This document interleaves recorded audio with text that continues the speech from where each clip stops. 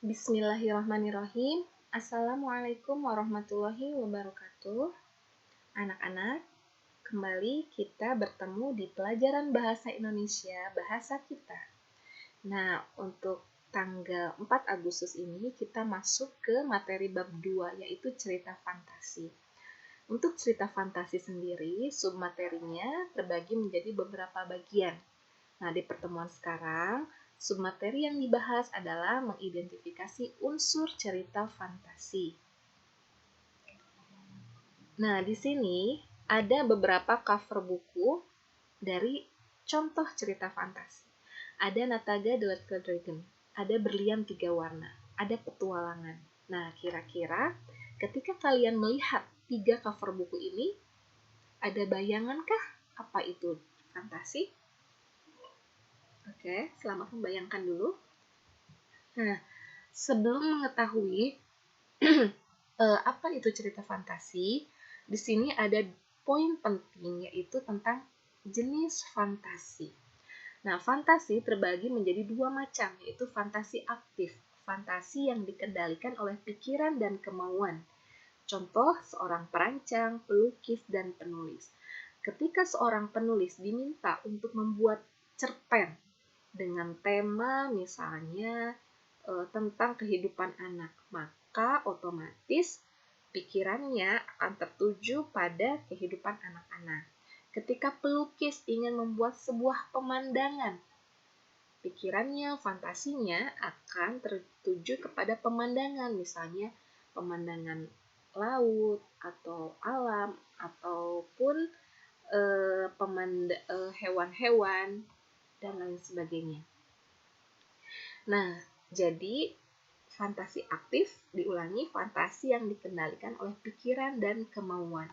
Ada sumber, ada target, ada hasil yang sudah diinginkan. Misalnya hasilnya tadi penulis cerpen ingin membuat cerpen tentang anak, maka dia otomatis pikirannya itu membuat kata-kata yang pas untuk anak-anak. Kemudian fantasi pasif, yaitu fantasi yang tidak dikendalikan. Nah, contohnya melamun. Melamun bisa dilakukan kapan saja, dimanapun, tanpa disuruh orang pasti melamun. Misalnya kalian nih, mungkin sedang melihat video yang ibu tayangkan, kalian melamun bisa saja. Atau ketika nanti kalian di kelas, atau waktu SD, ketika tidak ada guru, di sela waktu kalian melamun. Nah, itu juga fantasi pasif. Kenapa? Karena dalam lamunan itu ada hal-hal yang dihayalkan. Oke, jadi jenis fantasi, ibu ulang, ada fantasi aktif dan fantasi pasif.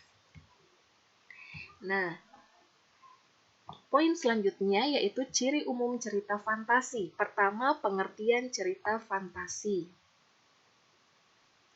Oke, setelah kalian tadi melihat 3 cover buku yang ibu berikan, ibu yakin pikiran kalian akan mengarah pada istilah hayalan.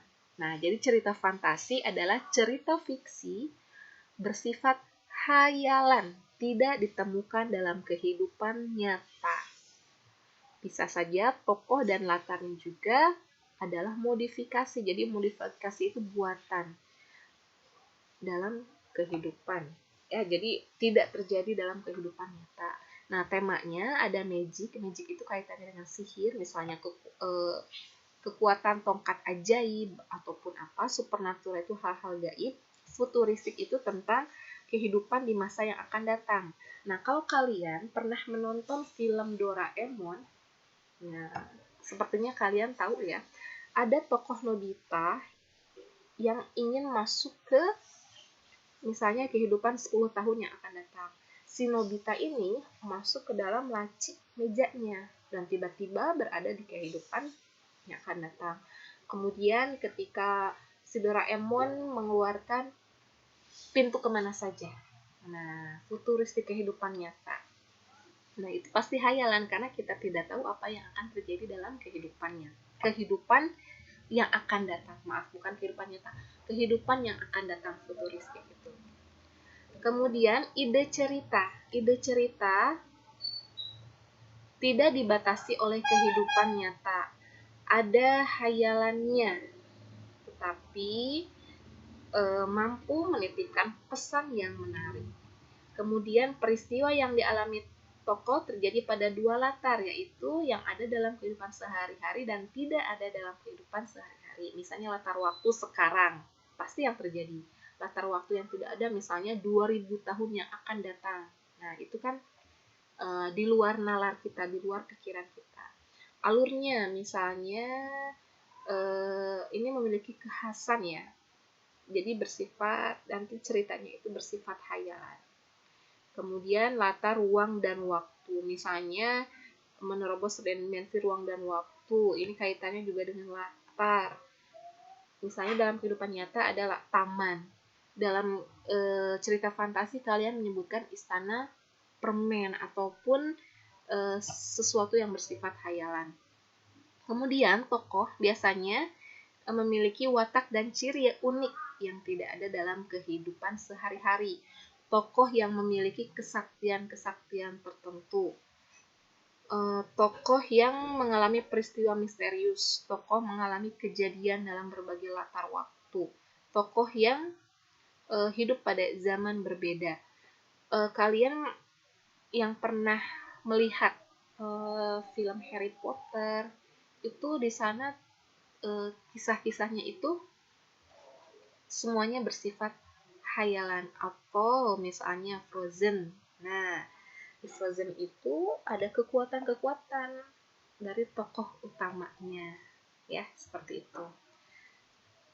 Nah, ini kaitannya dengan penggunaan latar lintas ruang dan waktu.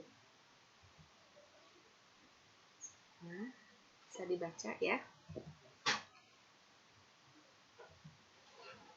Nah, kemudian jenis cerita fantasi. Jenis cerita fantasi itu dibagi menjadi dua garis besar ya. Pertama, berdasarkan kesesuaian dengan kehidupan nyata.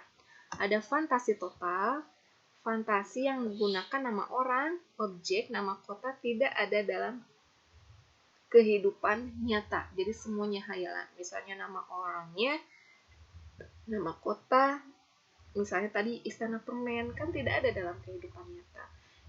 Misalnya ada kerajaan es. Nah, dalam cerita yang sering ditayangkan dalam dongeng-dongeng.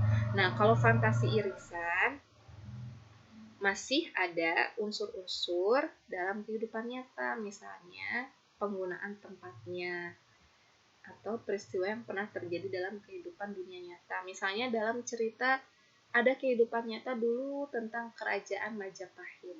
Nah, waktu SD pasti kalian sudah belajar, diceritakan ada tokoh Gajah Mada. Tetapi jika dikaitkan dengan